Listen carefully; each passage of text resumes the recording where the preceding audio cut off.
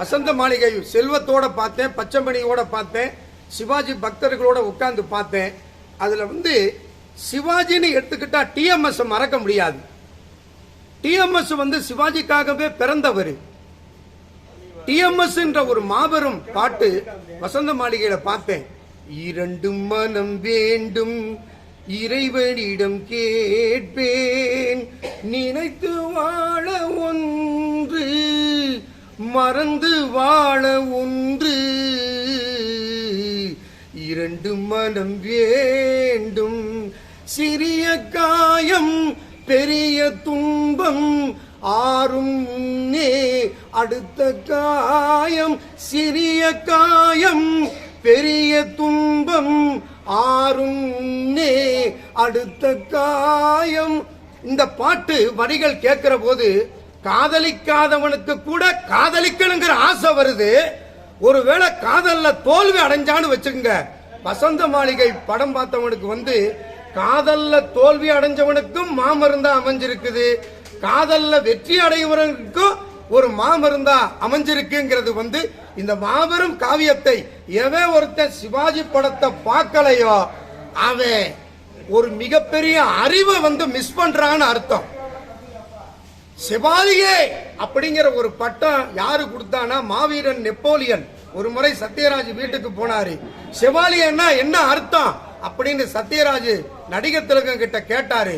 அப்பதான் சொன்னாரு, மாவீரன் நெப்போலியன் தன்னுடைய படைபலத்தை எல்லாம் கூட்டிக்கிட்டு போய் அந்த போர்ல வெற்றி அடைஞ்ச உடனே படை சேதாரம் இல்லாமல் கூட்டிட்டு வர்றவங்களுக்கு செவாலியே விருது கொடுப்பாங்களாம். செவாலியர் அப்படின்னு இரு போடுவாங்க, அது மிஸ்டேக். செவாலியே அப்படிங்கிறது ஒரு இனத்தவர்கள்.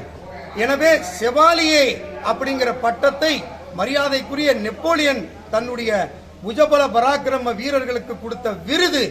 அந்த செவாலியே நடிகர் திலகத்தினுடைய படத்தை வசந்த மாளிகை நான் பார்க்க வந்திருக்கிறேன். பேரறிஞர் அண்ணாவினுடைய வசனம், வீர சிவாஜி, சிவாஜி கண்ட இந்து சாம்ராஜ்யத்தில் இருந்து நான் தமிழ்நாட்டு மக்களுக்கு அன்போடு தெரிவிக்கக்கூடிய மாபெரும் காவியம், மகத்தான காவியம்.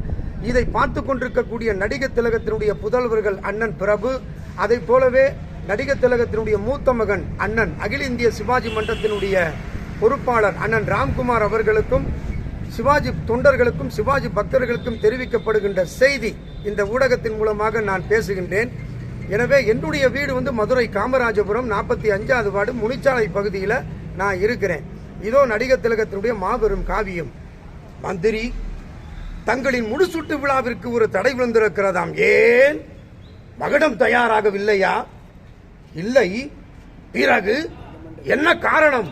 தாங்கள் தாழ்ந்த ஜாதியாம், அரசியலையே அறிய மாட்டீர்களாம், அதனால் முடிசுட்டுக் கொள்ள முடியாதாம். தாழ்ந்த ஜாதி, அரசியலை அறியாதவன், தானும் நாடும் ஒன்றென கண்டு தன்னையே தந்த மன்னன் சிவாஜி தாழ்ந்த ஜாதியா?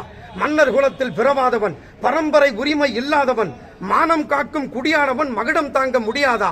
தாத்தாரியர் தந்த புறவியில் அமர்ந்த ஆத்தெழுந்த சிவாஜியை கண்டு நாட்டுக்குடைய நல்லவன் என்றும் போர் பாட்டும் முழங்கும் மன்னவன் என்றும் ஆரத்தை எடுத்த மக்கள் எங்கே? ஓரத்தில் நின்று வெற்றி வரட்டும், அதன் தாளத்தை அனுபவிப்போம் என்று காத்திருந்த இந்த ஆணவக்காரர்கள் எங்கே?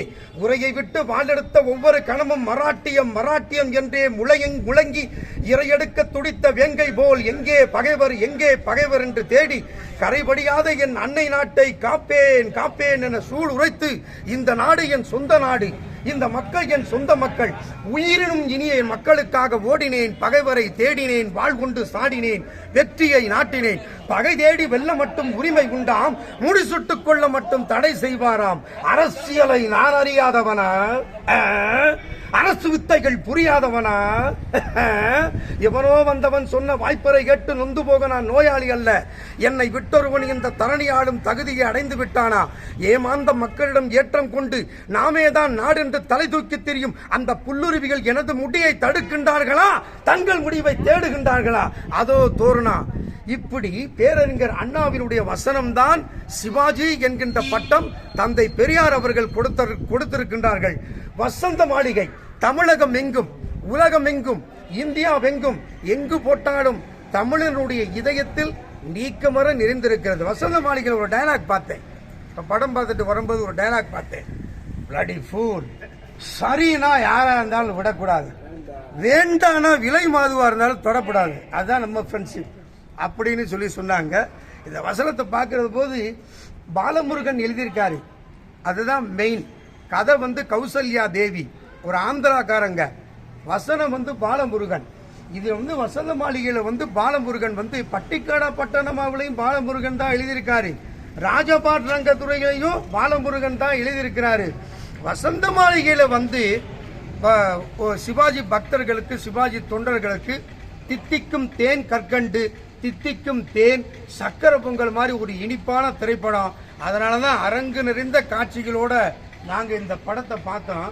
இதுல எல்லா விஷயத்தை விட வசந்த மாளிகையில ஒரு காட்சி என்னன்னு சொல்லி கேட்டீங்கன்னா, பெத்த தாய்கிட்ட பேசும்போது அவர் பாசமா, இதுவரைக்கும் நான் அனுபவிச்சதே கிடையாதே, ஏமா என்னைக்காவது ஒரு நாள் என்னை பக்கத்துல உட்கார வச்சு ஒரு வேளையாவது ஒரு நாளாவது பாசத்தோடு நீங்க பேசிருப்பீங்களா? இப்பதாமா அந்த பாசங்கிற முதோ அந்த வார்த்தையை உங்க வாய் மூலமா நான் கேட்கிறேன் அப்படின்னு சொல்லி தாய்கிட்ட வசனம் பேசுகிற போது சிவாஜி தொண்டர்கள், சிவாஜி பக்தர்கள் அப்படியே மெய் சிலிர்த்து போனாங்க. அதில் நானும் ஒருவன் என்பதனை பாசத்தோடு தெரிவித்துக் கொள்கின்றேன். மாதா சிறை செல்ல வேண்டும், மனோகரன் மன்னிப்பு கேட்க வேண்டும், அதுவும் கொலுமண்டபத்தில் அந்த குப்பை மேட்டு கோட்டானிடம் ஆணையிடுவது தந்தை. தந்தை அஞ்சானஞ்சனை மகனாக பெற்றார், அடும் குணவதியை மனைவியாக பெற்றார். அவர் பெற மறந்தது ஒன்றுண்டு தாயே, அறிவு. அறிவு அதைத்தான் பெற மறந்தார். மறந்ததை நினைவூற்றுகிறேன். மனோகரா, உன்னை ஏன் அழைத்திருக்கிறேன் தெரியுமா? திருத்திக் கொள்ளுங்கள் தயவு செய்து. அழைத்து வரவில்லை, இழுத்து வரை செய்திருக்கிறீர்கள். என் கட்டளையை தெரிந்து கொண்டிருப்பாய் நீ. கட்டளையா இது? கரை காண முடியாத ஆசை. பொன்னும் மணியும் மீண்டும் வைரமும் பூட்டி மகிழ்ந்து கண்ணே முத்தே தமிழ் பண்ணே என்றெல்லாம் குலவி கொஞ்சி தந்தத்தாலான கட்டிலே சந்தன தொட்டிலே வீரனே, என் விழி நிறைந்தவனே, வீரர் வழிவந்தவனே என்று யாரை சீராட்டி பாராட்டினீர்களோ அவனை, அந்த மனோகரனை சங்கிலியால் பிணைத்து சபைநடுவே நிறுத்தி சந்தோஷம் கொண்டாட வேண்டும் என்ற தங்கள் தனியாத ஆசைக்கு பெயர் கட்டளையா தந்தையே? நீ நீதியின் முன்னே நிற்கும் குற்றவாளி, தந்தையின் முன்னிற்கும் தலைநல்ல இப்போது குற்றவாளி. யாருக்கு என்ன தீங்கிழைத்தேன்? என்னால் பாதிக்கப்பட்டவர்கள் யார்? அரசே, தந்தையின் முன் தலையனாக அல்ல, பிரஜைகளில் ஒருவனாகவே கேட்கிறேன். கொலை செய்தேனா? கொள்ளையடித்தேனா? நாட்டை கவிழ்க்கும் குள்ள நதி வேலைதான் செய்தேனா? குற்றம் என்ன செய்தேன்? கொற்றவனே, குற்றம் என்ன செய்தேன்? கூற மாட்டீர்களா? நீங்கள் கூற வேண்டாம். இதோ அறம் கூறும் அமைச்சர்கள் இருக்கிறார்கள், மறவர்குடி பிறந்த மாவீரர்கள் இருக்கிறார்கள், மக்களின் பிரதிநிதிகள், இந்த நாட்டின் குரல்கள் இருக்கிறார்கள். அவர்கள் கூறட்டும் என்ன குற்றம் செய்தேன் என்று. குற்றத்தை மகாராஜா கூறத்தான் வேண்டும். இது உங்களுக்கு சம்பந்தம் இல்லாதது. சம்பந்தம் இல்லாதது சபைக்கு வருவானேன். குடும்ப தகராறு, கொலுமண்டபத்திற்கு வரும் விசித்திரத்தை சரித்திரம் இன்றுதான் முதலாக சந்திக்கிறது. மகாராஜா பேசாதே. வசந்த விழாவில் செய்த தவறுக்காக வசந்த சேனையிடம் மன்னிப்பு கேட்க வேண்டும், மன்னிப்பு கேட்க வேண்டும் மனோகரன். அதுவும் அரை நொடி என்ன, அதற்குள்ளாகவே. ஆனால் யாரிடம் கேட்க வேண்டும் தெரியுமா?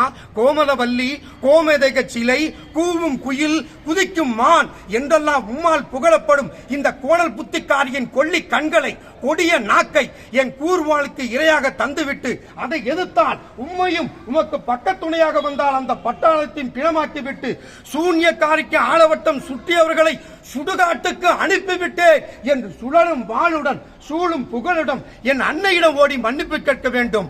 கேட்கட்டுமா? தயார்தானா? ஏன் நடுங்க வேண்டும்? புருஷோத்தமர் போரிலே புலி, வாளெடுத்தால் வையம் கலங்கும். அவராய் இப்படி பயப்படுகிறார். பாவம், வேலின் கூர்மையை சோதித்த விரல்கள் இந்த வஞ்சகையின் விரல்கள் அல்லவா ரசித்துக் கொண்டிருக்கிறது. பாச அறையில் பார்வையிட்ட கண்கள் இந்த பாம்பாட்டத்தின் பாவத்தில் அல்லவா லயித்து கிடக்கின்றன. கோட்டை கொத்தளங்களை நினைத்து கிடந்த நெஞ்சம் இந்த குட்டுச்சுவரில் நிழலில் அல்லவா குளிர் காய்கிறது. பேசாதே, ஊர் பேசுகிறது, உலகம் பேசுகிறது. ஆமாம், நீ பேசு மகன் என்று. மனோகரா, எட்டும் கையை விடும் கையை. ஒவ்வொரு காலகட்டத்திலையும் எத்தனையோ படம் வந்திருக்கு. ஆனால் கலைஞருடைய வசனம் நடிகர் திலகத்தை வெளிச்சத்திற்கு கொண்டு வந்தது. நடிகர் திலகம் வான் உயர புகழ் அடைந்திருக்கிறார் என்று சொன்னால் அண்ணாவினுடைய வீர சிவாஜி தலைவர் கலைஞர் எழுதிய பராசக்தி மனோகரா என்பதிலே சந்தேகமே இல்லை என்பதை நான் இந்திய துணைக்கண்டத்திற்கும் தமிழ்நாட்டு மக்களுக்கும் தெரிவித்துக் கொண்டு, நானும் ஒரு கலைஞரின் முரட்டு பக்தன்.